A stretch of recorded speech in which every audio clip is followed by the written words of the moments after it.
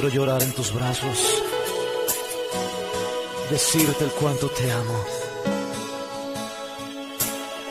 Cuando siento desmayar, encuentro que tus manos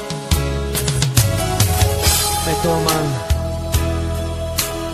me empiezas a abrazar y a mimar.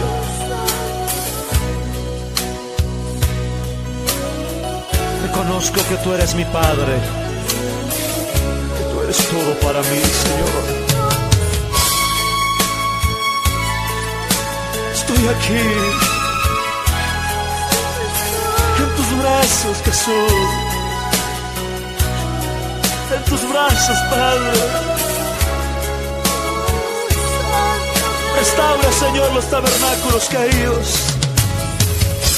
Ayúdame, Señor,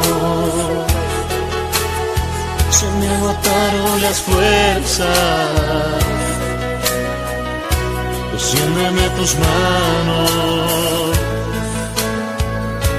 abrázame.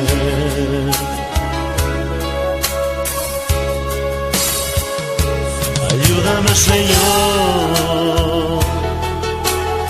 se me agotaron las fuerzas.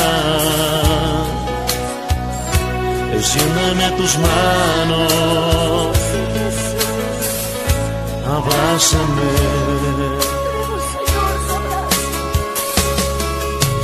Quiero llorar como un niño,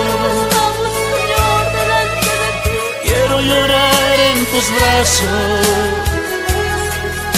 decirte que sin ti no puedo vivir. Quiero llorar como un niño, quiero llorar en tus brazos y decirte, sin ti no puedo vivir. Queremos, Señor, llorar delante de tu presencia. Aquí tenemos un corazón agradecido, Señor. Tu amor, Señor, está rebosando día a día en nuestras vidas. ¿Cómo no amarte, cómo no adorarte, Rey de Reyes? ¿Cómo no bendecir tu santo nombre, Señor? Ayúdame, Señor, se me agotaron las fuerzas. Extiéndeme tus manos, Aleluya.